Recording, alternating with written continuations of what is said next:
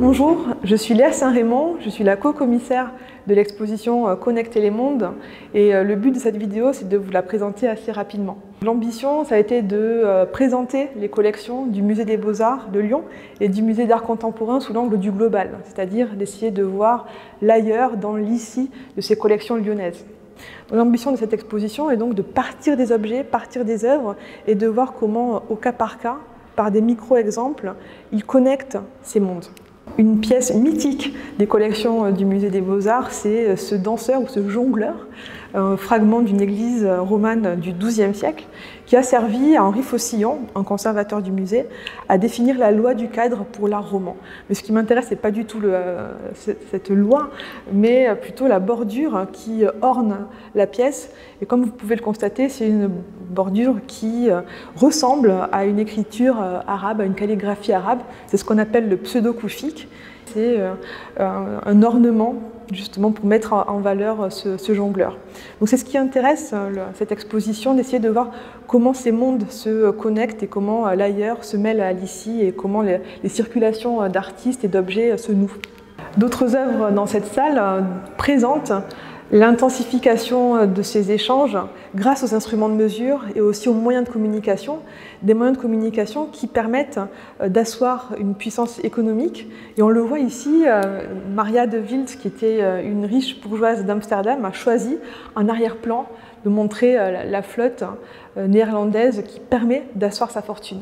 Les progrès des instruments de mesure et de navigation ont permis aux Néerlandais notamment d'asseoir un véritable empire commercial et de rapporter des espèces, des objets qui étaient totalement inconnus en Europe, notamment ici ce nautile qui est mis en scène par Claes Heda dans cette nature morte, nautile qui bien évidemment ne pouvait pas prospérer dans les eaux du Nord, mais qui pouvait s'épanouir dans les eaux du Pacifique beaucoup plus chaudes. Mais avec le commerce, ce ne sont pas uniquement des objets exotiques qui sont rapportés, les formes circulent aussi et les formes voyagent de main en main, quitte à être modifiées, reproduites, remodifiées. On le voit très bien avec ces pièces de monnaie qui donnent à voir la circulation d'un motif, un best-seller de la numismatique. C'est le profil de la nymphe Aréthuse qui a été frappé, gravé par Evenet, qui était un graveur actif en Sicile. Et cette pièce a tellement été appréciée que le profil de la nymphe Aréthuse a été copié et a circulé sur tout le pourtour méditerranéen.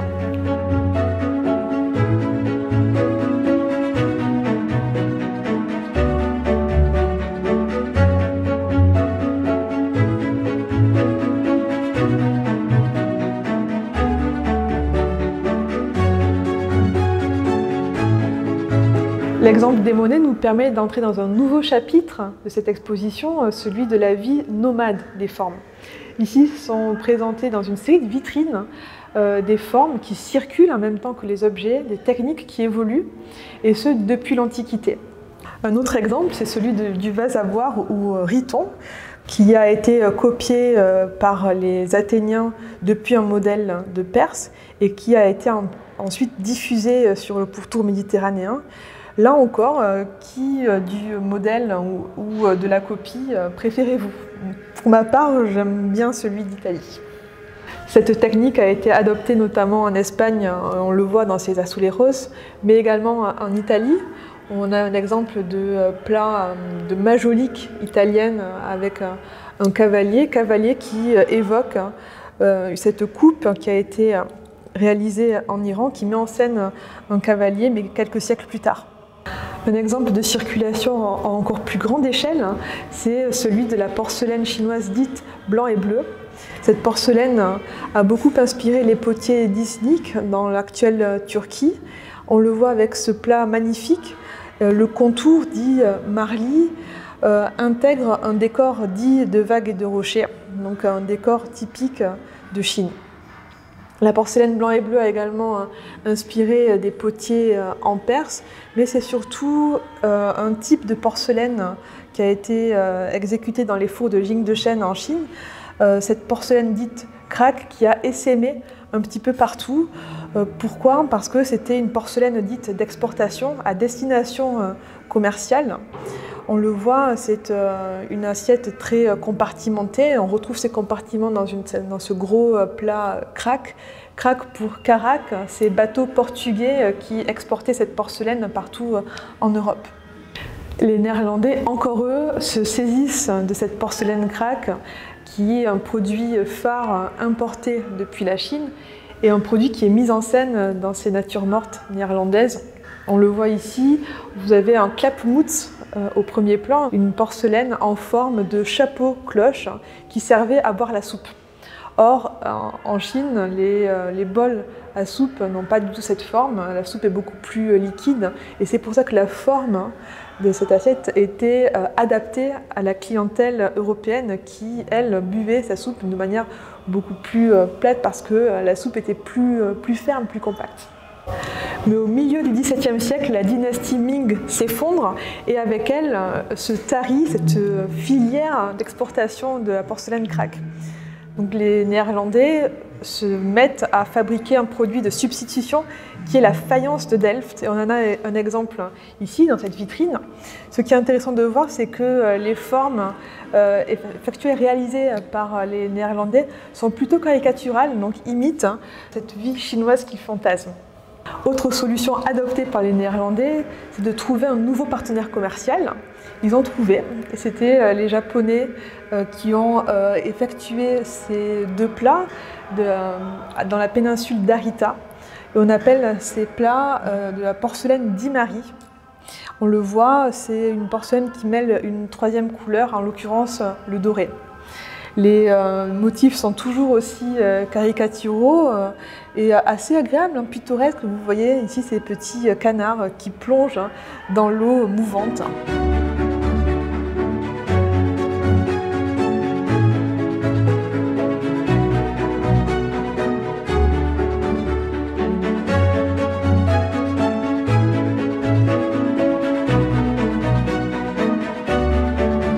Voici devant un tableau emblématique de cette troisième salle, la salle intitulée Made in World, qui donne à voir justement les produits de cette mondialisation, les produits de ce commerce international. Ici, dans ce tableau de l'école de David Ténier, sont présentés des objets issus de ce commerce, notamment ce tapis que vous avez au premier plan, de la porcelaine blanc et bleu, mais aussi ce qui permet ce commerce, notamment ce globe.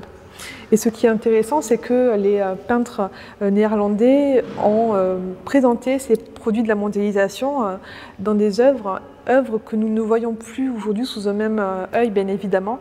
Et le but, c'était de redonner à voir cette fierté des produits mondialisés. Autre produit phare de la mondialisation, le tabac. On en a quelques exemples ici, donc notamment une râpe et des scènes de tabagie. Ce qu'il faut savoir, c'est que ce commerce du tabac avait une part bien sombre, celle du commerce des hommes, et en l'occurrence de l'esclavage, puisque les Néerlandais ont dû acheminer malheureusement des hommes et des femmes d'Afrique subsaharienne vers les plantations de tabac du Brésil. Et c'est cette face sombre de la mondialisation qui est donnée à voir à travers une gravure de Jacques Callot qui représente le marché des esclaves à Paris. Dans cette série des 4 éléments par Bruegel l'Ancien, je vous invite à retrouver ces produits de la mondialisation, en l'occurrence des espèces animales et végétales, comme l'ara, le dindon, l'aubergine, le toucan.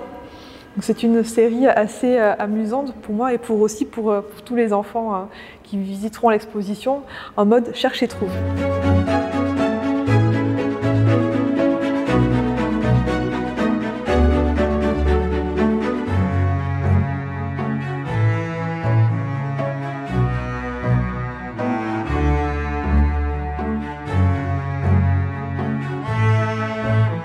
Maintenant, je vous propose un arrêt sur image assez spectaculaire puisqu'il donne à voir les broderies de Macao, donc des broderies très grandes, comme vous pouvez le voir derrière moi, qui ont été exécutées en Chine par des artisans locaux de Macao, avec un modèle, cette fois-ci européen, importé par les Portugais qui avaient bâti un empire donc, du Brésil jusqu'à Nagasaki au Japon.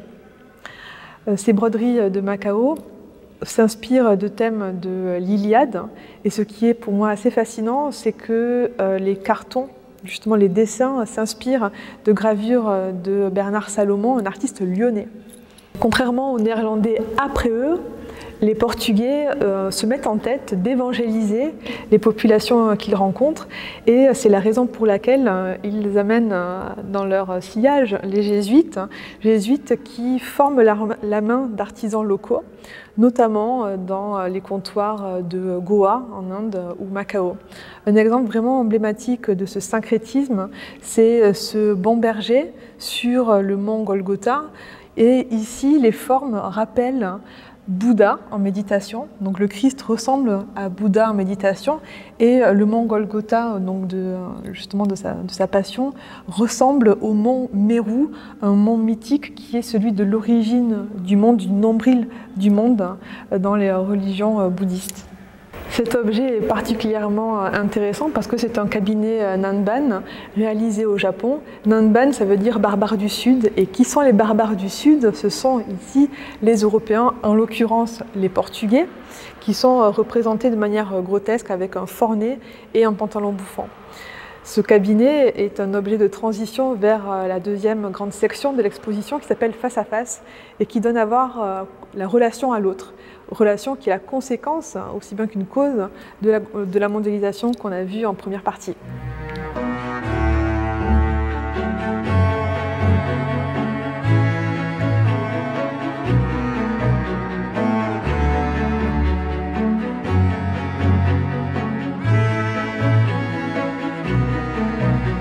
Dans le premier chapitre de cette deuxième section, des œuvres donnent à voir ces étranges étrangers qui sont la conséquence de cette ouverture commerciale. Ce tableau de Véronèse présente une servante d'Afrique subsaharienne, mais ici, cette autre sert presque d'ornement, de faire-valoir aux personnages ici seigneuriaux. On est avec la fille de Pharaon. De faire valoir presque de prétexte exotique au même titre que cette personne de petite taille qui est en train de tenir en laisse un chien. Donc c'est ici toute la relation à l'autre qui est questionnée. Est-ce que l'autre est un prétexte, un faire-valoir? Est-ce qu'on a un regard descendant, vertical sur lui ou sur elle? Ou est-ce qu'on cherche vraiment à comprendre l'autre, à instaurer une véritable relation? Donc ce sont des œuvres qui questionnent ce mode de relation. Les premières sont assez difficiles à nos yeux.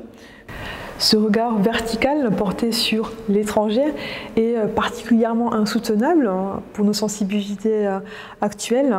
Quand on regarde cette lampe à huile et ce balsamaire de l'époque romaine, on voit que l'étranger, reconnaissable à sa coiffure, est également mis au service, enchaîné à la fonction utilitaire de l'objet.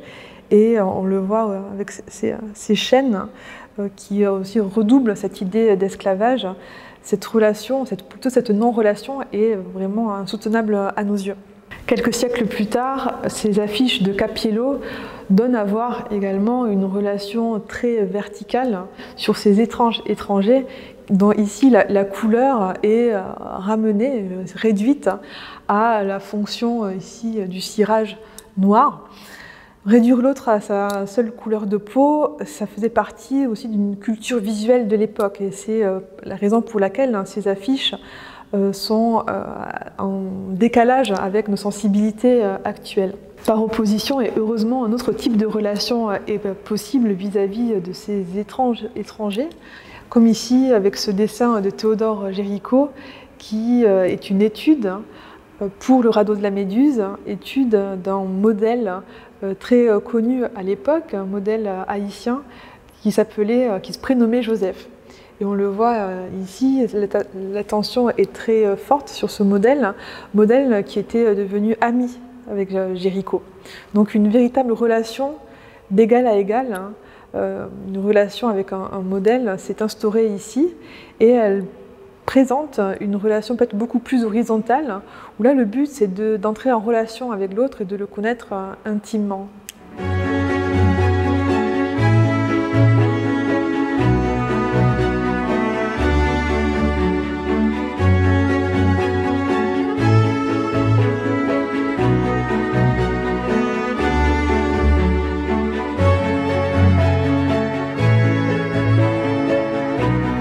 voici dans la salle échange de regards où justement ce mode horizontal de la relation est mis en œuvre. Dans ce carreau de l'époque Kadjar, donc en Iran, on voit une femme européenne entrer en relation avec un chef soufi, donc un chef religieux. Ce qui, pour moi, me fascine, c'est que l'étrangère, la Zari Farangui, c'est-à-dire cette femme européenne, a finalement les mêmes traits que les personnes qui l'entourent. Donc ici, on reconnaît l'étranger comme un autre soi-même, et c'est ça qui est fascinant dans ce carreau. Autre regard fascinant, c'est celui de cette femme égyptienne dont ici n'est conservé que son masque funéraire. Masque funéraire qui est syncrétique, qui est composite, puisque la partie donc des yeux et également le plastron, qui est malheureusement manquant, est de tradition égyptienne, mais son postiche, sa perruque, rappelle les bouclettes de la mode des Flaviens à Rome. Donc c'est ici une relation qui met en scène justement cet échange entre l'ailleurs et l'ici, un échange vraiment horizontal, fait d'échanges, d'emprunts et de syncrétisme. Derrière moi se trouve une série photographique très forte, puisque face à l'objectif du photographe Hans Dellmann, sont représentés 4 Maoris, donc, qui vivent en Nouvelle-Zélande. Et pour la première fois, ils ont autorisé un photographe européen à représenter, à capturer leur tatouage moko. C'est un tatouage sacré. Ici, la relation est horizontale parce qu'entre le photographe et ses modèles s'instaure une véritable connivence. Les prénoms sont cités, les témoignages sont retranscrits, notamment des phrases qui sont capturées comme ça, où une des personnes dit que le moko est un véritable membre de sa famille. Donc c'est cette modalité de l'échange horizontal qui est mise en scène ici et qui est très fort à mes yeux. Au contraire, le regard de cet odalisque fixe le lointain de manière assez neutre et permet au spectateur de mieux se plonger en elle, si je puis dire. Donc cette salle est emblématique d'un courant visuel qu'on appelle l'orientalisme, qui s'est déployé principalement au XIXe siècle, courant qui repose sur ce regard vertical porté sur autrui, un regard vertical malheureux. Ce regard vertical se déploie dans deux directions. La première direction, c'est une direction très militaire, c'est le fantasme de la guerre au moment du début de la conquête coloniale, malheureusement. La deuxième direction, c'est celle de l'érotisme, d'un déploiement ici de courbes, de contre-courbes et de sensualité.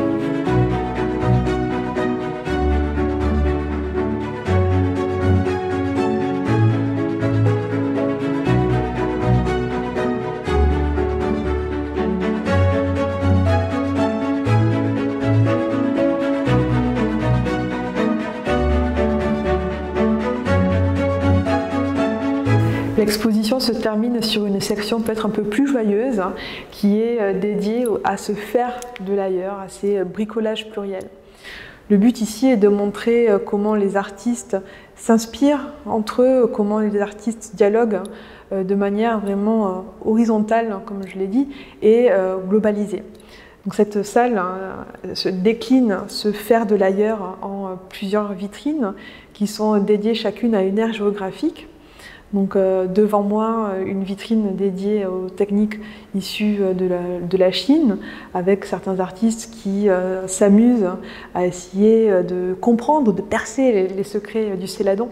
À côté de moi, une vitrine qui met en scène ce dialogue avec le Japon, et notamment des céramistes comme Camille Viro qui s'emploie à percer le secret du raku, c'est-à-dire une technique japonaise de cuisson à basse température. Également des artistes qui s'emploient à recréer en fait, ces aspects d'enfumage de la céramique. Et derrière moi, une vitrine dédiée à ces dialogues avec l'Afrique. Camille Viro également s'est employée à créer des ponts avec les potières d'Afrique, projet qui a abouti à une donation au Musée des Confluences. Ces dialogues globalisés pourraient facilement être qualifiés d'appropriation culturelle. Et c'est un terme du débat qui revient fréquemment. Il me semble qu'il y a appropriation culturelle lorsque la connaissance de l'autre n'est pas au cœur de ces échanges. En l'occurrence, ces artistes qui sont présents ici, donc Vilfredo Lam à ma droite et Armand Avril à ma gauche, se sont vraiment intéressés de très près aux cultures avec lesquelles ils entretenaient des relations. En l'occurrence, Vilfredo Lam s'est défini comme un artiste métis, il était d'origine cubaine. Il a découvert les arts d'Afrique subsaharienne à Paris dans l'atelier de Picasso, puis avec Michel Leiris en visitant le musée de l'Homme. Puis il s'est initié au culte vaudou dans les années 1940 à Haïti. Et dans ses œuvres, c'est vraiment une connaissance presque identitaire, intime de l'autre qu'il a digéré, qu'il a aussi pensé et qui ressort dans ses œuvres.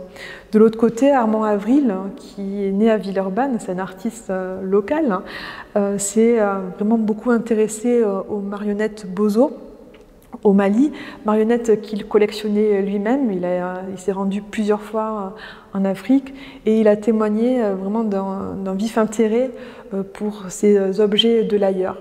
Et ici, il conçoit sa création artistique comme des hommages aux peintres au même titre que des hommages aux cultures avec lesquelles il entre en véritable dialogue.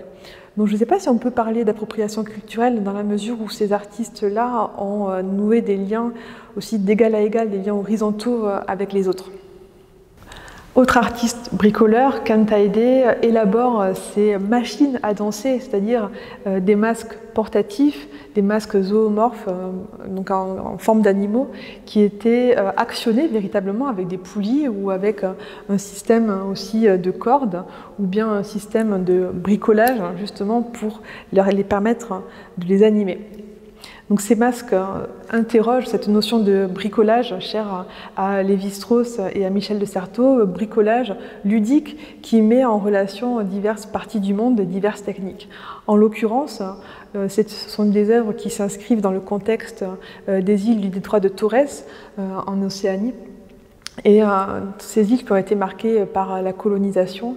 Et là, l'artiste récupère de manière assez ludique des matériaux occidentaux, donc cordes, également du plastique, et il va les animer, les configurer avec des matériaux et des formes qui sont beaucoup plus, des formes plus locales, en l'occurrence des poissons, des requins.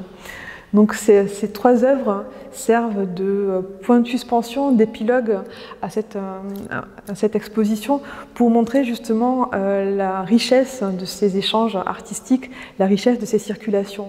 Et ils nous invitent, ces masques, à apporter un autre regard sur la création et à également peut-être réfléchir sur notre relation à autrui. Et en guise de conclusion, ces quelques mots du poète et philosophe Édouard Glissant, c'est quelques mots que j'aime beaucoup, qui nous invitent à penser notre relation au monde et à penser notre relation avec autrui. Le monde comme relation, un monde qui est une nécessité composée, on doit vivre avec autrui, mais on doit le vivre sous le mode d'une réaction consentie, c'est-à-dire une réaction d'égal à égal et en plein dialogue avec autrui. J'espère que cette exposition aura suscité des interrogations, des échos également avec cette situation d'Édouard Glissant, de penser le monde comme une relation, c'est-à-dire comme une réaction consentie dans un échange d'égal à égal avec les autres.